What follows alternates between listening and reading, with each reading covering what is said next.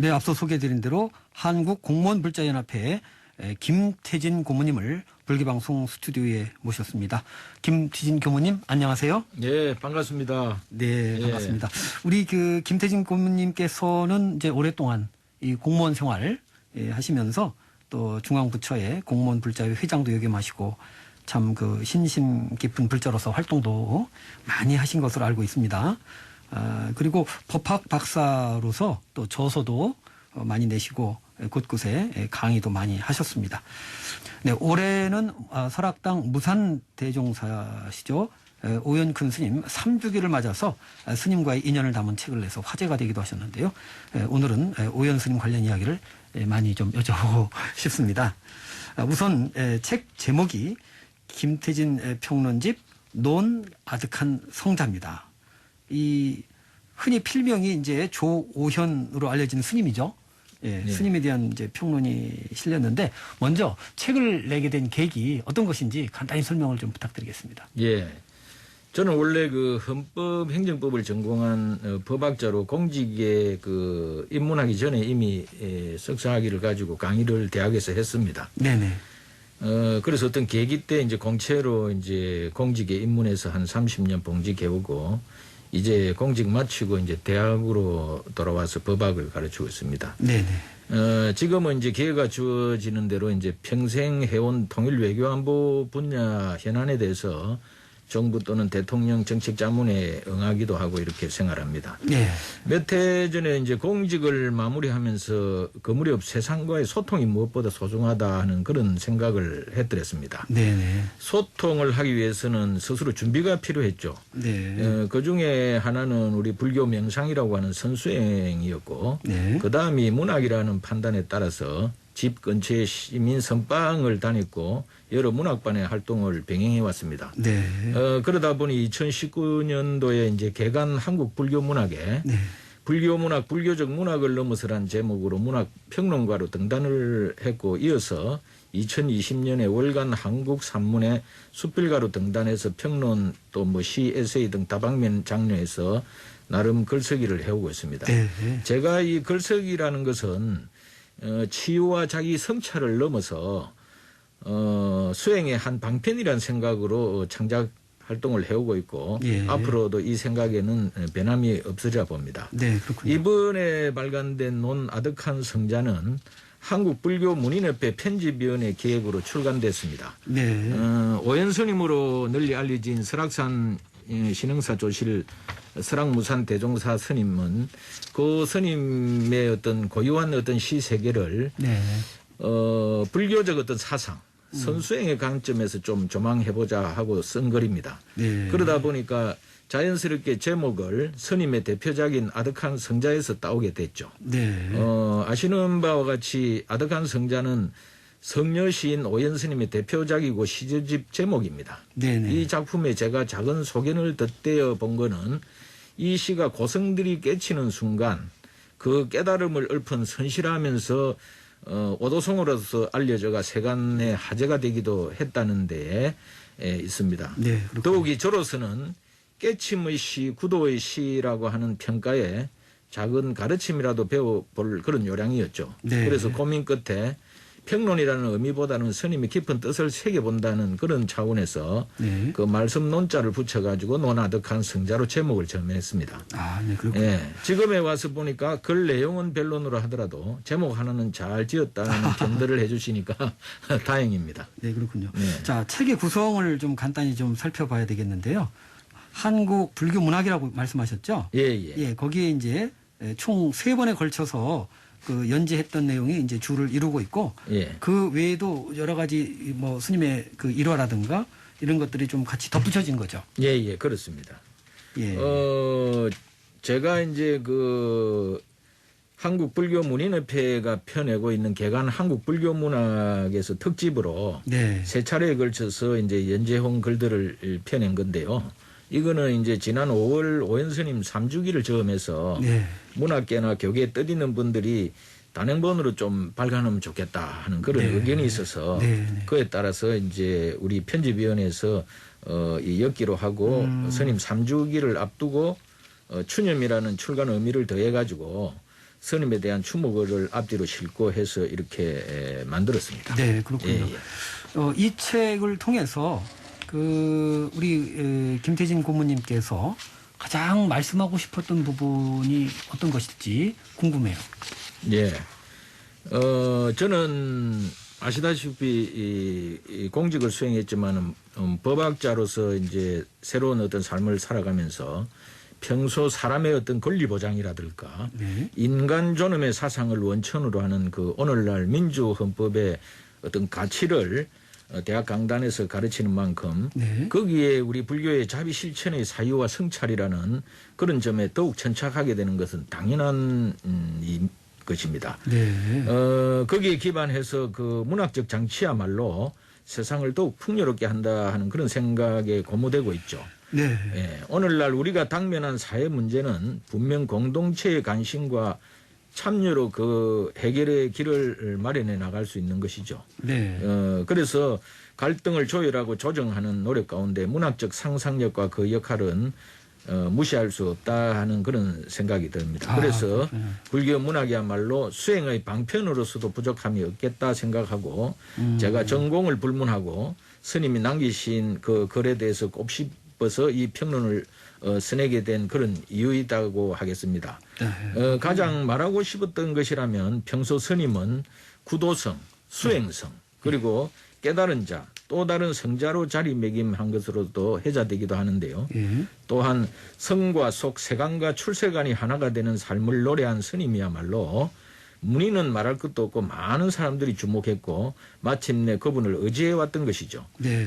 우리들이 살아가면서 분별과 욕망, 차별심을 일으키는 근원인 유관을 넘어서 해안이라는 또 다른 눈으로 세상을 바라다본 어떤 스님의 안목 이런 데 생각이 다다르다 보니까 스님의 행장과 의록을 살피지 않을 수 없었던 겁니다. 네. 그렇군요. 저의 어떤 평론글에서도 스님의 선사상은 중생과 부처가 둘이 아닌 불의의 세계, 즉 오도의 세계인 공의 삶을 통찰한 것이라는 결론에 이루고 있는 데 대해서 다른 분들 의견과 같이 깊이 공감하기도 했습니다. 네.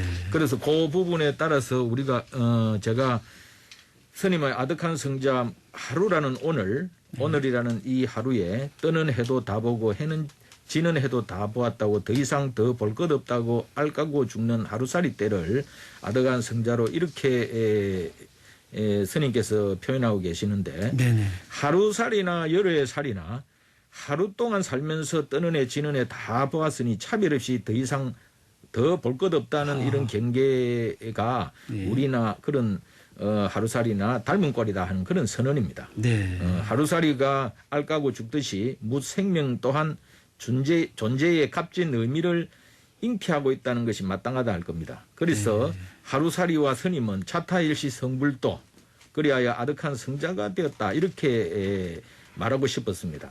네. 분명 가야 할 때가 언제인지를 아는 이 선사는 그래서 열반개송을 노래하기도 했었죠.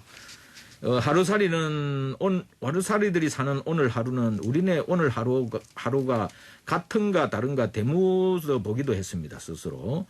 부다께서는 난생과 태생과 습생과 화생이라는 이 사생이 형상과 종류에 따라 차별적으로 보지 말라고 하셨는데 네. 그 말씀이 진정 그 말씀이 아닌가. 그래서 오현 스님께서는 걸림없는 무예행으로 살아오신 그 자체로서도 우리가 나름대로 추앙해야 되지만 그것을 그대로 노래했고 그러다 보니 오늘 같이 문득 스님의 무예행이 그리워지는 오늘이다. 뭐 이런 생각을 하면서 이 하루하루를 날마다 좋은 날 일일시 호일로 살아야 된다. 후회와 집착 없이 자유로이 살 수 있는 그런 삶을 살아야 되겠다 하는 그런 메시지를 주고 있고 또 제가 그것을 올곧게 담으려고 노력을 했습니다. 네. 궁금한 게 오연 스님과의 인연은 혹시 어떻게 되시는지요? 예, 오연 스님은 제가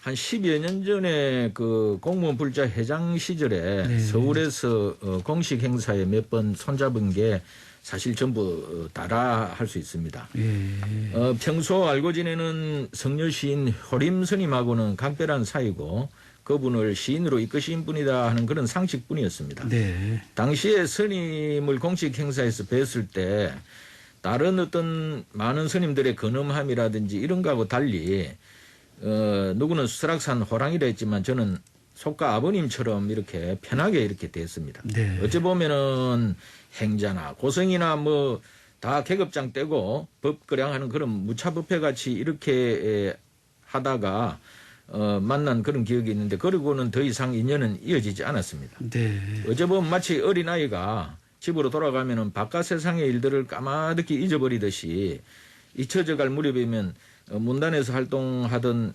오연시색의 전문가 김민서 박사나 이런 분들이 간간히 근황을 알려주는 그런 이제 정도였고 열반계를 접한 지금에 와서 곰곰 생각해 보니 제가 스님을 크게 잘못 봤다 하는 그런 생각을 하면서 제가 오연당이라고 부르는 스님을 추억하게 되고 그 인연을 다시 한번 생각해 보니 바른 분들은 오연 스님과 이렇게 그 상당히 많은 어떤 교류를 해 오셨지만 뭐 저는 뭐 그런 어떤 정도의 그 깊은 이런 인연은 없지만 저는 스님의 글을 보고 스님을 가까이서 이렇게 본 입장에서는 보통의 스님들은 베풀어라 많이 베풀어라 더 베풀으라며 보시를 설법하면서 시주를 구하는 게 인지상정인데 우리 스님은 오히려 주는 손 세상을 향해서 내미는 손 그거를 상상하게 되죠.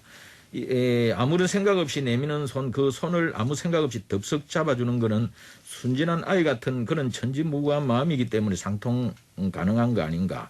성직자 이전에 스님은 누군가 손 내밀면 잡아줄 줄 아는 사람 냄새 나는 그런 사람이었다. 네. 아득한 허공을 향해서 손을 내밀면서 저로서는 그리 추억하고 그런 것들에 기반해서 제가 스님과의 인연을 각별히 생각하고 있습니다. 네. 스님의 열반송이 이어준 지중한 인연이라 말씀드리면 어떻겠나 뭐 이렇게 생각을 합니다. 네. 예. 오연 스님과의 뭐 그 일화 같은 것도 많이 담겼죠? 그렇습니다. 이 오연 스님은 뭐 사실은 문단에서는 널리 알려진 분이기 때문에 제가 뭐 제3 얘기를 할 뭐 필요는 없지만 특히 이제 그 오연 스님 일화와 관련해서는 제가 확인도 하고 취재차 많이 맞는 분들하고 다시 해보니까 역시 내가 생각하던 그런 스님의 하나도 틀림이 없는 그런 처음과 끝이 유일한 그런 분이었다. 네. 이런 생각을 하면서 그 일화 중에 좀 생각나는 것이 예예. 그 지금 총무부장을 맡고 있는 우리 금곡 스님. 네, 금곡 스님이 그런 말씀을 하시더라고요. 자기가 일주일 정도 그 낙산사 주지를 임명한 일주일 후에 큰 불이 나버려가지고 그렇죠. 동종까지 다 타먹고 네네. 마음이 무너지고 이랬을 때 그 스님께서는 공든탑이 무너지고 낙산의 동종이 녹아내려도 나는 너를 믿는다는 믿음으로 스님이 불러가지고 아니 세상에 그 이 낙산사는 간음 도량이라 몇 번 화재도 있었다. 네네. 세상을 살다 보면 뭐 불도 나고 하는데 네네. 사람들이 왜 그래 호들갑이냐. 그리고 너 정신 똑바로 차려라. 네. 그래서 그러면서 사람들은 불타는 집과 같은 데서 살면서 지집에 불난 줄은 모르고 절에 불났다고 하면서 절에 호들갑을 떤다. 그러니 절대 그런 데 대해서 흔들림 없이 그렇게 복원을 해라 해서 그 힘에 힘입어 가지고 이상 없이 그렇게 불사를 잘 원만해양했다. 네. 뭐 이렇게 정언하시기도 했고. 그렇죠. 또 한바탕 곱새춤을 춥시다. 뭐 그만 울고 이 얘기는 스님이 신달자 시인이 그 남편이 돌아가시고 수서역 근처에서 그 포장마차에서 자기가 밤늦게까지 이 술을 마시면서 그 외로움과 슬픔을 네. 견디고 있을 때에 손을 내밀면서 그러지 말고 달자야 봄이 올 기다. 아. 너무 걱정하지 마라. 한바탕 차라리 곱새춤을 춥시다. 이러면서 위로해주고 그만 울어라. 뭐 이런 말씀을 하셨고 네. 또 성속 48명의 문인들이 그 설악무산 그 흔적에 기대어 하는 그런 책자를 일주기에 냈습니다. 네. 그 기록만 보더라도 오연 스님의 일화는 거기에 많이 담겨 있지만 그 중에서도 그 많은 것들은 제가 볼 때 이 아드간 성자의 기고만장은 곧 만의 어떤 그 님의 침묵과 상통한다. 네. 저는 이제 그렇게 보면서 그 일화가 아니고 그 뭔가 우리의 전통의 선맥으로 이어지고 네. 계승되고 있다 하는 생각을 하면서 그 일화 하나하나에도 다음에 더 한번 천착해 볼 그런 계획입니다. 네. 네. 아까 오연 스님께서 뭐 평생 그런 무예행을 실천하셨고, 그럴 뿐 아니라 그것을 어떤 그 문학으로서, 이렇게, 표현까지 하셨다. 이제 그런 말씀을 하셨는데요. 그 오연 스님의 어떤 그 큰 뜻이랄까요? 그런 것들이 어떠한 것이었을까?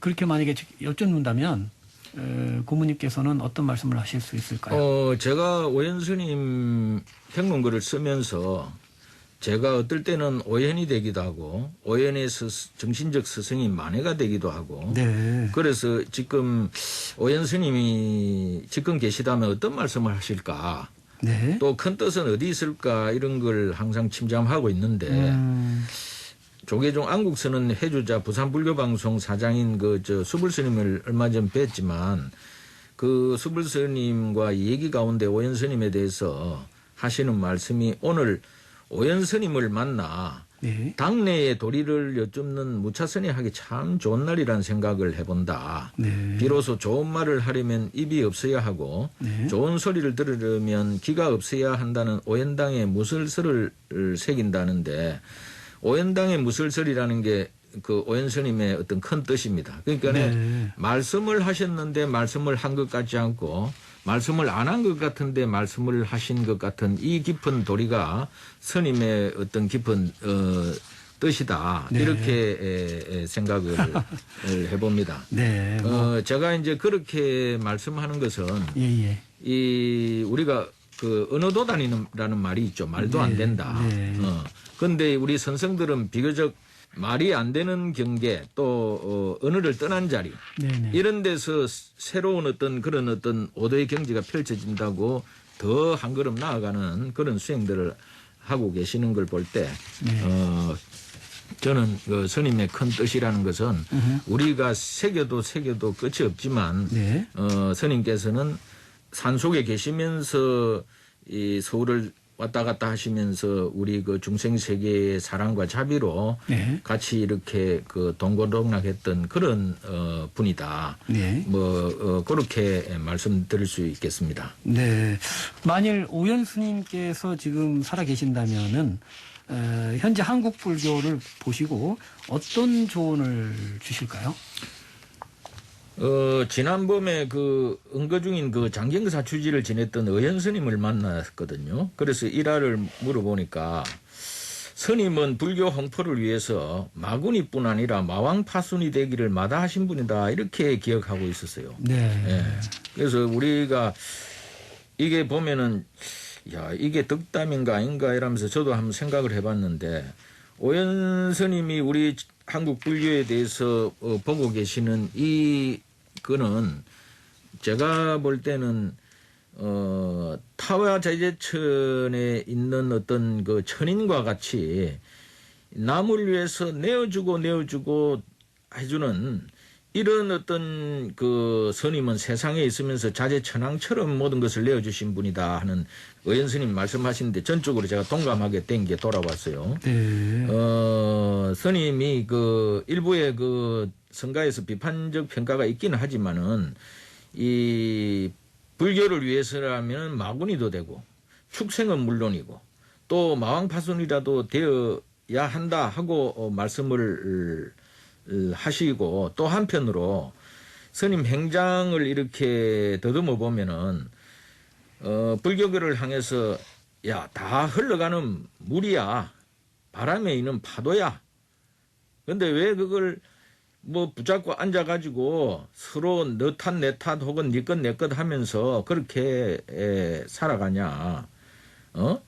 다 줄 것 좀 주고 긴연 요체에 서로 이렇게 베풀면서 좀 살아라. 네. 뭐 이래 말씀하실 것 같고 네. 보통 그 스님들이 언어 문자 노름에 빠지지 말라고 말씀하시고 지적하시고 하는 그런 경계를 뒤로하고 오연 스님은 거침없이 언어 문자와 소통을 했죠. 소통을 한다는 것은 문학 작품에서도 큰 가르침을 이렇게 줬고 이런 큰 가르침은 이 세상을 강구하는 파도가 돼서 우리 마음속에 일렁이고 있다 이렇게 봅니다. 그래서 저는 이 스님이 지금 우리 불교계에 대해서 말씀하신다면 언젠가 내가 가고 나면 무엇이 남을 건가 하면서 나는 평생 하도록 살아왔는데 중요한 것은 중한 용체에 바로 내주고 손을 탈탈 털고 털었죠. 스님께서는 어쩌면 자신을 태운 한 줌 재조차 남기지도 않았습니다. 그래서 무소유라는 그런 어떤 폼나는 말 한마디 하지 않고도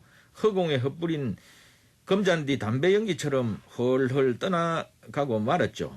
그 행장을 보면서 마침내 허공이 되고 말은 그 모습을 보여주신 거죠. 말로 하지 않고 말과 글을 넘어서 행동으로 보여주고 가신 뒷모습에서 우리는 위대한 성자의 일가를 아득히 가늠해보고 그 크신 뜻을 다시 피드백하면서 새로운 초심으로 우리 불교계 현안을 한번 바라다 누구든지 봐야 되겠다 하는 그런 가르침을 주고 계신다. 그렇게 말씀드릴 수 있겠습니다. BBS 뉴스 사람들 오늘은 한국공무원불자연합회 김태진 고문님 모시고 말씀 나누고 있습니다. 자, 김태진 고문님은 그 불교와는 어떻게 좀 인연이 되셨는지 궁금합니다. 예, 저는 그 임금이 4분 출연한다는 그 전설의 빛을 산 경북 달성 유감면에서 태어났습니다. 그때 이제 할머니의 그 간절한 칠성 기도 덕분에 자연스레 이제 불교 집안의 어떤 그런 그 뜻을 품고 그렇게 살아왔죠. 아, 그렇군요. 네. 그래서 이제 공무원 불자 활동하시면서 활동도 많이 하셨지만은 뭐 퇴직하시고도 좀 계속 활동하고 계시는 거죠? 네, 그렇습니다. 예. 제가 그 공직에 있을 때 대표적으로 그 2007년 6월에 제가 회장할 때 제1회 호구영령 순직 직원 그 천도 추모뷔페를 현재까지 14차례 이제 봉행해 오고 있고. 아, 그렇군요. 예, 이거를 이제 호국뷔페로 명명해 왔고. 네. 2015년도에 이제 제가 퇴직을 앞두고 이제 불교 신행 공직자 본분과 정체성을 경전에 근거해서 어떻게 좀 우리가 공부를 좀 해야 되겠다. 이래서 한글 인왕반야경을 네. 그 수불 스님, 현진 스님, 진호 스님의 도움을 받아가지고 예. 반포하기도 했습니다. 아, 그렇군요. 예, 예. 그렇게 이제 활동을 해온 연장선상에서 지금도 이제 그 이와 관련된 소위 말해서 호국 인왕경 어떤 인왕도량을 만들어서 우리 이 공직자들이 더 솔선수범하는 그런 또 공직불자들이 더욱더 세상을 맑고 밝고 아름답게 하는데 좀 조금이라도 조력이 되는 그런 방향들이 뭐가 있는가 하고 고민하면서 생활하고 또 동참하고 있습니다. 네. 그 법학 박사로서 이제 법학 분야 책도 많지만은 아까 말씀하신 이 인왕반야경을 이제 번역해 내셨는데 그 어떤 취지였죠?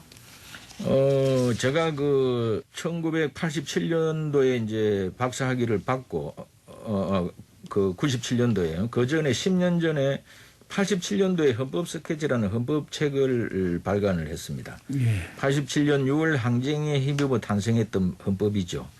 이 헌법은 지금 현재도 유효합니다. 예. 그러고 이제 그 외에 독일 통일과 관련된 시사점 또 선진 법제도에 대한 그런 연구 성과물도 있고 제가 국가기관 가거사위원회 사무처장을 역임한 인연으로 남아프리카 공화국 진실화해위원회 관련 저술도 있고 국가기관 가거사 백서 등을 공저로 내기도 했습니다. 그 외에 이제 불교와 관련해서는 인왕반야경은 제가 공직 은퇴를 앞두고 호국이라는 것이 이제 호국 경전에 근거함이 절실하다는 생각에서 한글판을 이제 제가 썼는데 제가 그 서문에 그렇게 소개를 했습니다. 나는 이제 호국 프로젝트의 처음을 인왕반야경과 함께 한다. 그만큼 작금의 상황이 위중하다는 판단이기도 하다. 덧붙여 이 경전의 부제를 대통령 사행 설명서로 조심스럽게 명명해 본다.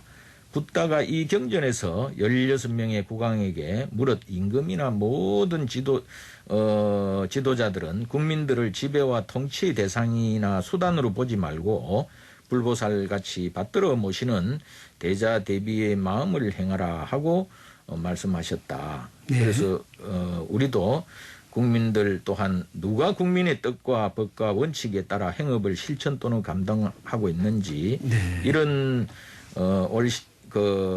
앞으로 올 이 시대의 현명한 지도자가 나라를 보호하고 지키는 지혜의 완성이라는 부제가 붙은 인왕반야경을 가름자로 삼고 우리가 노력해야 된다. 이런 뜻에서 인왕반야경을 펼쳐냈습니다. 네, 그렇군요. 네. 마침 내년도 대통령 선거를 앞두고 많은 후보들이 이렇게 경청해야 될 부분 아닐까 싶은데요.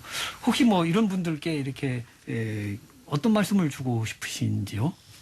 앞에서도 말씀드렸다시피 부처님의 84,000 경전 중에 인왕반야경은 호국경전의 한 부류입니다. 그래서 이제 호국경전은 우리 공무원이나 정치, 경제, 사회 지도자들이 읽고 받들어야 될 그런 어떤 경전인데 제가 이 경전을 보면서 이것은 부제로 대통령 사행 설명서로 좀 하는 것도 좋겠다 하면서 곱씹어 읽어보니까 네.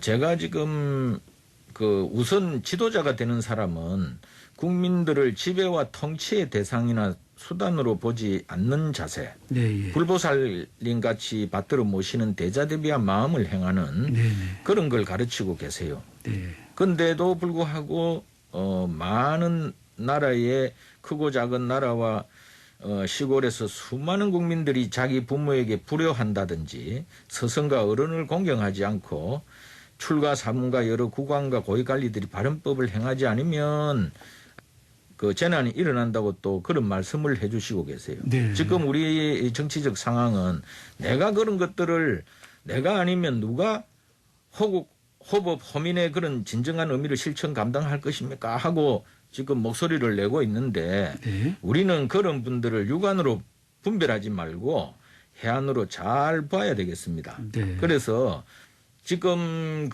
인왕경 당시에도 바사이광을 비롯한 16개의 인도 왕들이 부처님 저는 호국을 위해서 불철주야 노력하고 있는데 무지랭이 같은 백성들이 그걸 알지 못한다고 개탄하는 말이 있습니다. 네. 이때 부처님께서는 그것은 호국을 모르고 하는 말입니다.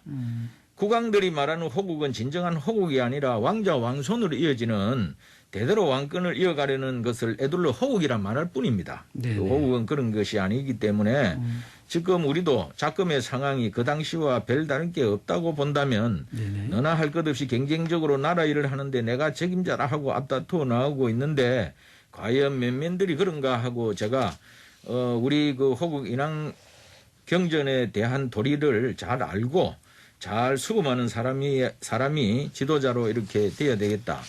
또 한 말씀 더 드리면 저를 포함해서 모든 분들이 조국악하라고 그러죠. 먼저 자신의 발 아래를 살필 일이 우선돼야 한다 하는 그런 말씀을 애둘러 해봅니다. 네. 네네. NGO 활동도 하고 계신 걸로 알고 있는데요. 붓다를 사랑하는 사람들 공동대표로 활동하고 계신 거죠? 네네. 예, 어떤 활동들이죠? 붓다를 사랑하는 사람들은 제가 현직에 있을 2012년도에 결성돼서 활동해 오다가 2015년 초에 이제 인왕반야경 한글판으로 발간하고 그해 1월 27일 범어사 주지 스님을 비롯해서 수불 스님 또 성가대학장 용학 스님을 비롯해서 대웅전에서 부처님께 인왕경 고불식도 봉행한 데 이어서 5,000부를 상제해서 배포했습니다. 그리고 그해 12월 달에 추가로 이세를 인쇄해서 4,000부를 청와대 국방 외교안보 통일 또 정부부처 중심으로 배포했고 공물련을 중심으로 행정기관 공직자 대상으로도 나누는 그런 활동을 해왔습니다. 네. 그래서 앞으로도 호법 호민의 크신 뜻을 가르침으로 공무를 수행하는 많은 분들에게 어떤 지침서를 같이 공유하는 그런 활동들을 해오고 또 이 연장선상에서 한 20명 되는 회원들입니다만은 이분들이 이제 종로 오피스텔을 빌려서 매주 일요일 날 그 인환경 독송을 하고 국태민안 기도도 올리고 그 이후에 지금 남산 기슭에 조그마한 토굴에 인왕도량을 만들어서 조용히 활동하고 있습니다. 앞으로 네. 더 이제 활동을 강화해 나가야 될 것 같습니다. 네. 예, 예. 자, 앞으로 불교가 이 세상을 어떻게 잘 구제해 나갈 것인가 이제 과제가 이제 되고 있는데요. 혹시 뭐 불교 종단에 이렇게 건의하고 싶은 내용도 계실까요? 제일 먼저 해야 할 일은 종단에서 직능별 진행단체를 잘 관리하는 것이 첫째다. 이렇게 말씀드렸던 기억이 납니다. 네. 이 인재 양성 관련해서는 장기적으로는 어린이법회나 유치원, 대학 이런 교육기관을 설립하고 그 시설을 확충해 나가는 게 필요하고 중기적으로는 이들을 진로와 관련된 상호 연대해서 이렇게 해 나가는 그런 것들이 필요하다고 말씀드리지만 그건 시간이 걸린다. 그럼 어떻게 해야 되나?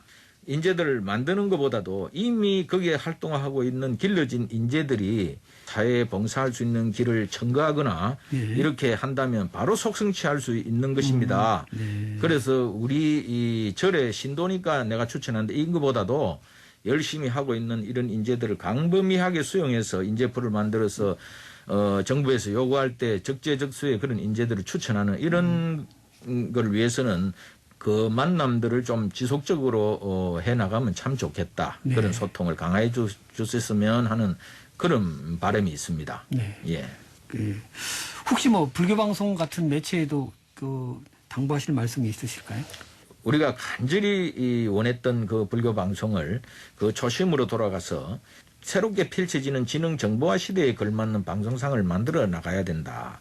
이런 이제 제언을 드립니다. 네. 일부에서 지적하듯이 불교는 있는데 불교 문화가 좀 없다. 이런 얘기들을 하는데 불교 정신이 이 사회의 그 향기를 뿜어내고 하는 것은 문학이라든지 문화라든지 뭐 연꽃을 만든다는 여러 가지 그런 것들이 필요하고 또 사회하고 긴밀한 소통이 되어야 우리가 현대를 살아가는 우리 불자들도 어떤 그 위로도 받고 이렇게 하게 될 것입니다. 네. 네. 거기에 우리 불교 방송이 어떤 선도적인 역할을 좀 해서 불교적 가치관이 이 사회에 뿌리내리게 하는 그런 여러 가지 불사들을 또 시민운동들을 같이 해오면 좋겠다. 네, 이런 생각이 알겠습니다. 듭니다. 네, 고맙습니다. 네. 네, 앞으로의 원력 내지는 계획 듣는 것으로 오늘 인터뷰 마치겠습니다.